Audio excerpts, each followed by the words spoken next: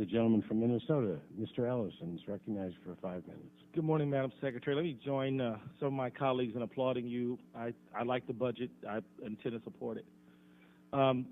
My first question has to do with the administration's commitment to try to support UNRWA and people who are trying to make it in Gaza.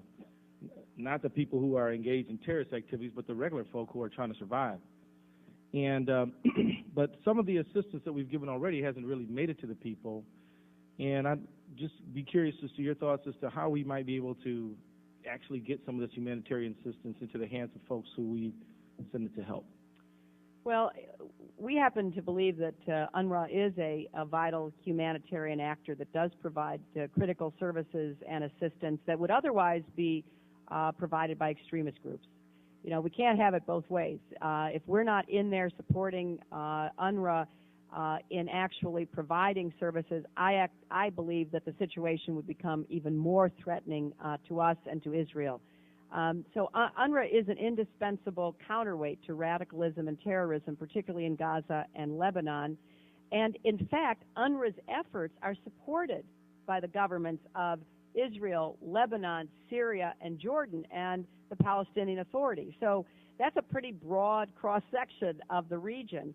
And we do closely monitor what UNRWA does. We make sure it meets all of the conditions for funding under our law and the Foreign Assistance Act provisions. And we have worked to make sure that UNRWA implements measures designed to ensure the neutrality of its staff, including pre-employment checks, sharing the list of staff member names with host governments on an annual basis, and so much else. And I share your concern that we're not getting enough help into Gaza.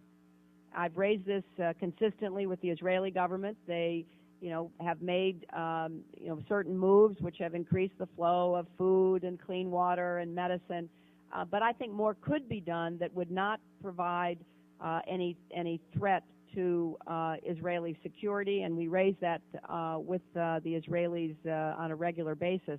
But I think you're right that what we want to do is support the regular folks, not do anything that empowers Hamas. And much of the material that gets into Gaza, which still comes through the tunnels, through smuggling, actually is taxed by Hamas, which then provides Hamas with the money that they use to buy arms and other material that is used against Israel. So I look at things from a real logical perspective. What can we do to undermine Hamas, to support the security of Israel, and to help the, quote, regular folks so that they don't turn to extremism? I couldn't have said it better myself.